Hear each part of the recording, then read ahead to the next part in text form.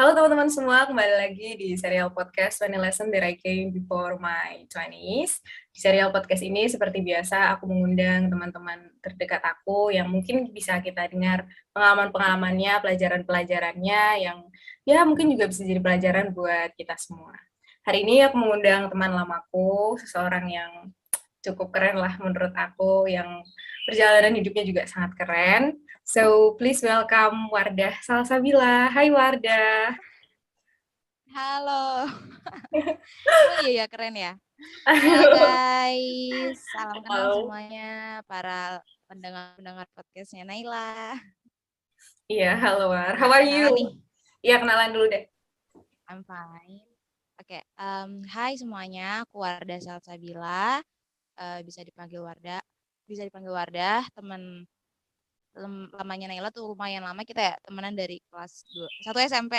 Alhamdulillah sampai sekarang kita masih menjalin silaturahmi yang baik. Alhamdulillah. So, gimana Wardah kabarnya, aktivitas terkininya? Alhamdulillah kabarnya baik. Aktivitas yang sekarang lagi aku jalanin kuliah sama ya sibuk perkuliahan sama beberapa organisasi yang aku jalani. Udah sih itu aja sibukan sekarang. Oke, sekarang kan Oke. kita udah, apa ya, udah transisi lah ya War ya. Dari masa dulu kita waktu masih kenal, awal kenal, masih mini, masih baby, masih nggak tahu apa-apa tentang dunia. Terus Sangat tahu-tahu bener banget aja tuh. nih, kita udah segede gini, udah harus menghadapi realita dunia gitu kan ya. Terus apa ya, what do you think gitu about this transition process dari kita yang dulu ke kita yang sekarang dan kita yang besok gitu. Gimana nih? Oke, oke kalau misalnya bicarain tentang kita ya, jadi FYI aja kita ini temenan ketemu pas 1 SMP, 2 SMP, terus kita pisah karena aku pindah sekolah, pindah dari sekolahnya Naila itu. Terus dari 2 SMP kita baru ketemu lagi tahun ini ya? Nggak, tahun kemarin, akhir tahun kemarin nggak sih? Akhir tahun. Oh iya, akhir tahun. Akhir tahun kemarin 2021. Jadi em, aku cuman bisa melihat Naila dari sosial media walaupun kita ya sering kali maksudnya nggak jarang juga kita saling apa sih chit chat, saling tukar kabar, tapi ya tetap aja ya perubahannya terlihat banget gitu. Tapi nggak terlalu signifikan sih sebenarnya karena da Naila yang aku temui di kelas 1 dan kelas 2 SMP itu cukup keren dan sekarang tambah keren. Jadi ya sama-sama keren lah gitu. Iya ya, pola pikir kita gak sih yang berubah sih, yang meningkat mungkin karena pengalaman hidup juga. Jadi pola pikirnya juga em, ya meningkat lah, berubah pola pikir yang aku lihat paling besar dari perubahan kita ini ya pola pikir sih menurut aku ya. Ya, kalau kamunya sendiri gimana? Proses ini yang kamu jalanin, transisi dari kecil menuju dewasa, ini apa ya, transisi dan masa-masa yang kayak gimana sih? Is there any crisis atau Aku takut ini nggak comfortable tapi you can deal with it? And how you deal with it? em, takut banget nih ngomong dewasa. Em, apa ya transisi yang paling aku rasain banget di diri aku dari aku yang dulu sama aku yang sekarang ini. Yang pertama itu pola pikir aku, mindset aku sih. Bener sih pola pikir aku yang menurut aku berubah banget dari aku gitu. Kalau dulu tuh kayak gegabah, ambisnya tapi ambis nggak jelas gitu. Sama kayak terlalu mikirin apa kata orang sih sampai lupa sendiri sama tujuan aku. Kalau sekarang yang aku rasain sekarang, aku ini sekarang sangat mencintai diri sendiri, sangat mencintai diri sendiri, masih belajar sih, masih belajar untuk mengapresiasi diri sendiri karena ternyata selama ini kesalahan terbesar yang aku alami itu karena aku kurang mengapresiasi diri aku sendiri sih. Kayak gitu. Oh, kapan itu Udah. titik baliknya? Kira-kira kayak apa sih turning point-nya gitu sampai akhirnya, oh, I have to love myself more gitu, kayak apa yang bikin kamu sadar dan gimana kamu memulainya? Karena banyak orang itu tuh nggak sadar dan nggak tahu gimana harus appreciate dirinya sendiri gitu. So what do you do with that? Em, Baru-baru ini sih aku baru-baru ini baru 2 tahun belakangan ini kayaknya baru belajar mengapresiasi diri sendiri setelah lulus SMA. Jadi gini, setelah lulus SMA itu kan pasti semuanya pada punya tujuan masing-masing dong, pada ada yang kuliah di sini, bahkan ada juga teman aku yang memutuskan untuk bekerja di sini dan pilihan hidupnya masing-masing. Dan aku tuh di aku yang dulu ya, di aku yang saat itu, aku itu masih kayak punya tujuan, punya goals, tapi sebenarnya tujuannya menurut aku itu bukan untuk diri aku, tapi untuk memuaskan ekspektasi orang lain. Goalsnya atau untuk biar samalah kayak teman aku yang ini, biar samalah kayak teman aku yang ini gitu loh, kayak bukan buat aku sendiri tujuannya gitu. Terus Iya, pas iya. abis lulus itu, um, ya aku daftar ke beberapa universitas dan itu sih menurut aku turning point di mana aku banyak banget belajar tuh di saat-saat seperti itu, karena yang biasanya ya biasanya waktu sekolah SMP SMA gitu aku kayak masih bisa loh mendapatkan apa yang aku mau, kayak misalnya goals aku ini paling aku walaupun aku nggak dapat tapi nggak beda jauh gitu. Nah sedangkan di masa-masa itu um, plan aku semuanya nggak ada yang terrealisasikan sih. Jadi Hmm, aku kayak stres sendiri. Aku bener-bener aku hiatus dari aku sampai delete account sosial media aku sampai separah itu sih. Dan aku kayak nggak mau ketemu orang dulu for a year gitu, kayak bener-bener nggak mau ketemu teman-teman selama 1 tahun. Kayak aku merasa malu sama diri aku sendiri, kayak aku merasa gagal banget gitu.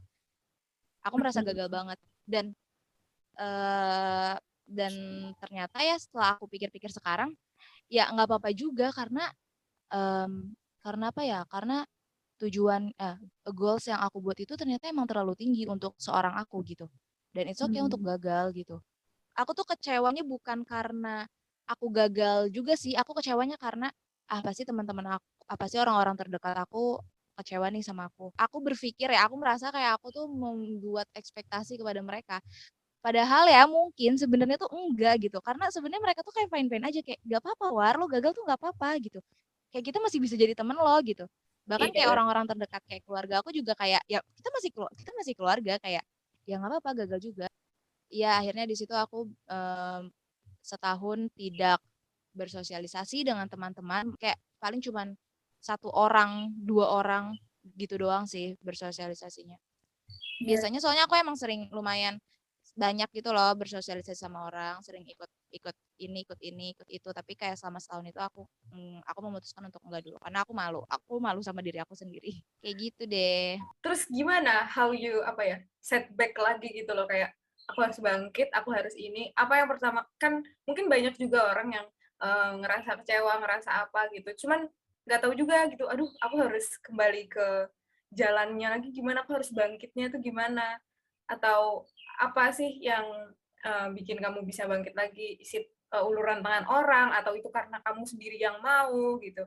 How waktu itu? Oke.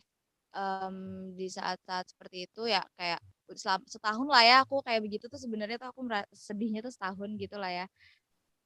Tapi sebenarnya ini aku keterima sih di universitas, di salah satu universitas aku keterima, tapi nggak sesuai sama yang aku mau, bahkan jurusannya juga berbeda jauh dengan yang aku mau, karena itu kayak udah pilihan terakhir, tapi keterima ketika pilihan terakhir malah keterima gitu, tapi itu nggak yang aku mau, jadi aku tetap sedih.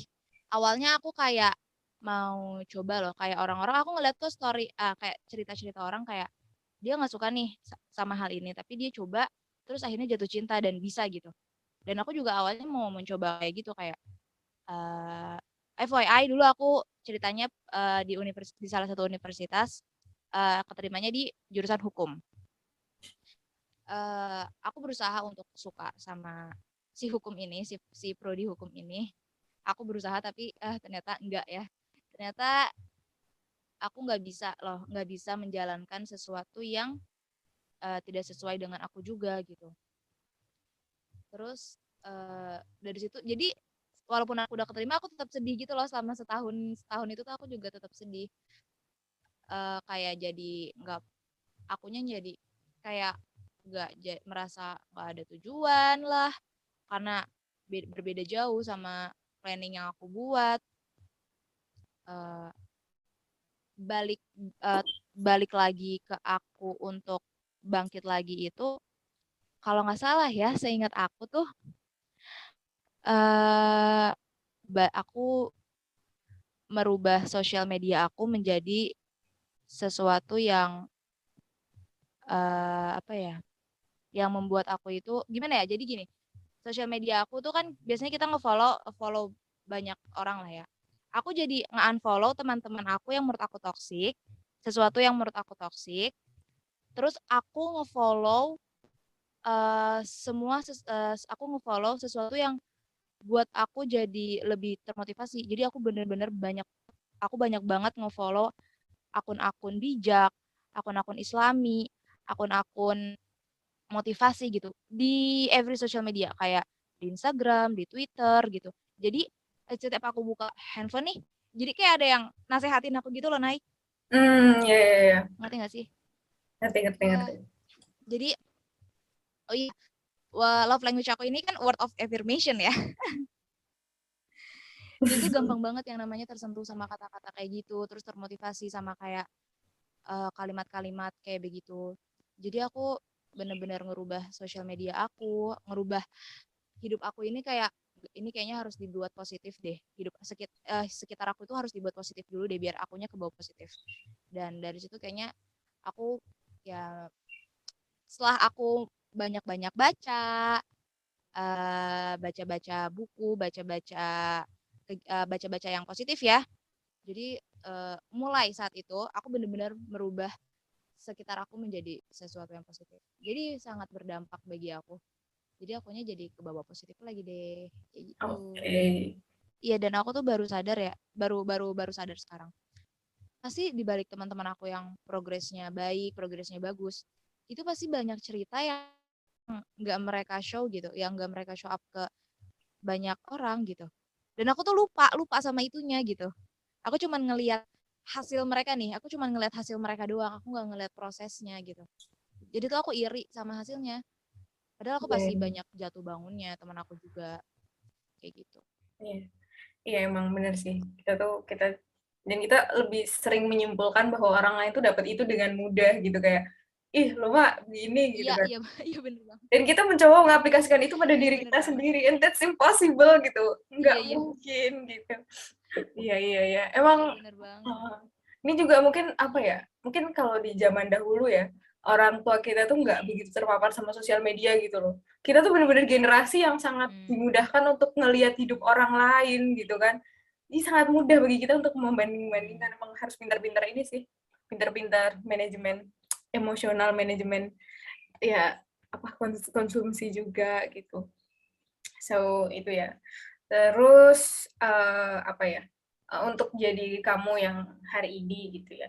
Kan udah banyak nih proses yang kamu lewati, apapun itulah yang bisa sampai di titik sekarang gitu. Itu apa sih apa faktor yang paling penting banget yang menunjang kamu untuk bisa survive hari ini ya? Mungkin aku lanjutin cerita aku dulu yang tadi. Jadi selama 1 tahun itu aku kuliah, tapi aku kayak berhenti di tengah-tengah karena aku merasa nggak bisa nih, aku nggak bisa ngelanjutin hal-hal yang nggak aku suka dan yang nggak aku minati dan yang nggak bisa aku pelajari. Akhirnya aku memutuskan, aku berani buat ngambil keputusan itu. Terus aku memutuskan untuk belajar lagi untuk ujian kuliah tahun depannya dengan eh, aku udah kayak milih-milih nih, kira-kira ini aku masuk gak ya. Aku kayak udah mulai realistis nih di sini karena udah setahun itu ya. eh, Kira-kira ini masuk gak ya. Aku udah bener-bener aku harus mencari poin plus dan minus. Jadi kayak kemarin itu waktu pemilihan kuliah pertama mungkin aku hanya ngeliat universitas dari kata orang, bukan untuk apakah ada plus plus minusnya kah jika aku kuliah di sini, apakah ada plus minusnya gitu. Dan alhamdulillah di tahun berikutnya aku bisa lolos di universitas yang aku mau dan program studi mau lewat jalur SBMPTN. Di situ aku kayak seneng banget. Mungkin kayak itu balasan dari Allah juga kali ya. Kayak ternyata aku tuh harus melewati proses ini untuk mengupgrade diri aku ke versi yang lebih baik. Dan ya nggak apa-apa, dan sekarang aku kayak ya nggak apa-apa juga sih, ada proses itu, aku jadi bisa menjadi lebih baik, aku jadi bisa banyak pengalaman juga kan. Kalau misalnya untuk apa ya yang menunjang aku bisa untuk survive sampai sekarang, um, faktor utamanya adalah keluarga sama diri aku sendiri sih. Yeah. Keluarga mungkin karena aku anak pertama ya, jadi kayak um, lagi-lagi aku selalu kayak merasa aku tuh membuat ekspektasi ke orang, tapi aku nggak tahu ya apakah orang-orang tuh berekspektasi atau enggak ke aku. Aku merasa sebagai anak pertama aku harus menjadi contoh yang baik buat adik-adik aku. Jadi ya aku harus berusaha semaksimal mungkin um, menjadi baik, menjadi baik gitu. Padahal ya aku nggak tahu ya, adik-adik aku ternyata kata adik-adik mungkin menurut adik-adik aku ya nggak usah kayak gitu juga gitu kan. Terus diri aku sendiri sih, aku sekarang bener-bener proses perubahan yang bener-bener signifikan yang aku rasain sekarang itu, aku sekarang tuh bener-bener mengapresiasi diri sendiri. Aku bener-bener sangat mencintai diri sendiri. Kayak sekarang nih ya, kalau misalnya uh, kalau misalnya aku punya tujuan atau oh ya aku ini anaknya terplanning banget dari dulu ya, dari dulu tuh ini anaknya terplanning, tapi aku nggak ngasih tahu planning aku ke orang-orang. Aku cuma cukup nulis di jurnal aku, planning aku tuh kayak ada planning A, planning B, planning C gitu. Kalau zaman dulu ketika aku nggak dapat planning, ketika aku nggak goals nih di planning aku bakal stres sih, bakal kayak merasa paling galau sedunia. Tapi kalau sekarang setiap aku mau memulai sesuatu kayak Bismillah nih ya, aku mau ngejalanin ini, tapi aku juga bilang ke diri aku ya nggak apa-apa kalau kayak nggak apa-apa War kalau misalnya ini tuh nggak sesuai sama apa yang lo udah rencanakan, at least lo udah berusaha, at least lo udah effort gitu. Iya, aku sekarang lebih melihat proses sih daripada hasilnya. Jadi aku yang sekarang ya udah nggak apa-apa, prosesnya aja dulu dijalanin semaksimal mungkin sebisa aku. Tapi aku juga nggak mau maksain diri gitu. Kayak ketika aku udah capek, ketika aku udah merasa aku udah cukup nggak bisa, ya aku juga nggak terlalu memaksakan diri. Kayak aku sekarang sayang banget sama diri aku. Gitu, jadi aku nggak peduli sama hasil sekarang aku setiap ngejalanin sesuatu aku nggak peduli sama hasil. Aku mm, aku lebih menghargai proses aku sendiri sih, dan aku sekarang udah nggak peduli juga sama ekspektasi orang orang lain ke aku, walaupun kadang aku juga masih kayak suka cemas ya sama ekspektasi keluarga, tapi kalau untuk orang di luar keluarga aku udah nggak peduli sama sekali sih, kayak gitu. Oke, iya iya iya, iya ya, keren banget sih, keren banget udah bisa sangat menyayangi itu. Karena aku sendiri aja masih kayak ini PR besar gitu. Sering banget masih nyalahin diri sendiri atas hal-hal yang mungkin itu di luar Hmm, kekuasaan kita gitu. Tapi aku nyalahin aku gitu kan. bener. Emang harus lebih sering-sering apa ya, merefleksi lagi gitu. Sebenarnya di usia ini ya, di transisi ke umur 20 ini, itu kan Hmm, yang apa ya, krusial banget ya menurut aku dari hidup seseorang gitu. Meskipun kita nggak pernah berhenti belajar, meskipun nanti setelah yes. 20 tahun tuh kita belajar terus, tapi di sini tuh juga banyak hal yang menentukan banget loh, habis ini kita tuh kayak apa gitu kan. Nah, adanya podcast ini sebenarnya Hmm, untuk merekam dan mendokumentasikan perjalanan teman-teman aku gitu. Terus kita juga mau dengar apa namanya? Apa sih pelajaran apa gitu yang mungkin sama sepanjang perjalanan ini tuh mereka dapetin gitu ya. Meskipun terlalu dini kadang ya untuk menyimpulkan sekarang gitu. Terus selain yang tadi itu atau mungkin masih iya yang iya benar. tadi di repeat juga boleh apa namanya? Pelajaran berharga apa sih War di perjalanan ini gitu dua untuk dibagikan ke teman-teman. Iya. Mungkin yang bisa aku share ke teman-teman listener di podcast ini dua hal ya, dua hal. Cintailah diri kalian. Bener-bener tuh harus bener-bener cintai diri kalian pertama kali sebelum kalian melakukan sesuatu, sebelum kalian mencintai hal-hal lain. Menurut aku ya, hal yang pertama kali harus kalian lakukan adalah cintai cintai diri kalian, karena tadi yang udah aku bilang, ketika kalian tahu diri kalian, ketika tahu diri kalian mau apa, diri kalian nyaman seperti apa, diri kalian maunya kayak gimana, kalian pasti bakal enjoy apapun itu yang akan kalian lakukan. Pastinya kan setiap uh, perjalanan, setiap proses itu kan pastinya nggak selalu mulus ya, selalu ada pasti bukan selalu ada ya, pastinya bakal ada rintangannya, bakal ada naik turunnya. Dan ketika kalian udah mencintai apa yang kalian lakukan itu, sebanyak apapun rintangannya itu, aku yakin kalian masih bisa enjoy dan kalian masih bisa menghadapinya dengan baik gitu. Dibanding dengan kalian yang yang itu yang kalian tidak tahu diri kalian seperti apa, kalian masih mendengarkan omongan orang lain, kalian masih bisa khawatir ekspektasi orang lain ke kalian, padahal menurut kalian tuh sebenarnya diri kalian tuh udah enough gitu loh. Sebenarnya banyak yang harus dikejar untuk meningkatkan skill dalam diri kalian, untuk meningkatkan kepribadian yang baik dalam diri kalian. Tapi kalian tuh, tapi takutnya tuh kita tuh kadang apa ya, terlalu memikirkan orang lain, jadinya buta buta sama diri sendiri gitu. Kayak gitu sih, belajar cintai diri kalian terlebih dahulu. Yang kedua adalah ikhlas. Ikhlas sih, um, se apa ya, serumit apapun nanti yang bakal kita hadapi nanti ya, sebagai anak-anak baru, anak-anak yang baru menginjak usia 20, ya 20 awal-awal, serumit apapun yang nanti kita akan hadapi, sebanyak apapun plan yang kita buat, pasti semuanya udah takdir dari Tuhan gak sih? Jadi apapun itu, ikhlas aja. Enjoy the process. Uh, usahakanlah semaksimal mungkin, tapi jangan terlalu khawatir dengan hasil, karena hasil akhir itu pasti udah takdir dari Tuhan sih. Jadi untuk hasil akhir ikhlas. Oke. Berarti dari Wardah kita belajar juga bahwa kita harus mencintai diri sendiri dulu ya sebelum memulai perjalanan panjang, mengenali, menerima. At the end of the process, kita harus menerima itu semua dengan ikhlas. Terakhir, War, sebelum kita end this session, apa yang mau kamu sampaikan ke dirimu yang dulu, ke diri Wardah yang dulu yang udah membawa Wardah sampai hari ini? Mungkin kayak untuk Wardah di masa-masa SMA. Asik. Wardah, tolong lo belajar menghargai diri lo sendiri. Iya, lagi-lagi tuh ya yang aku ngomongin. Tolong cintai diri lo, karena ternyata banyak kelebihan yang ada dalam diri lo tapi terkubur karena lo itu terlalu memikirkan dan mendengarkan dan melihat orang lain. Padahal kelebihan-kelebihan yang ada di dalam diri lo itu ternyata perlu diasah gitu, tapi lo terlalu buta dengan hal itu.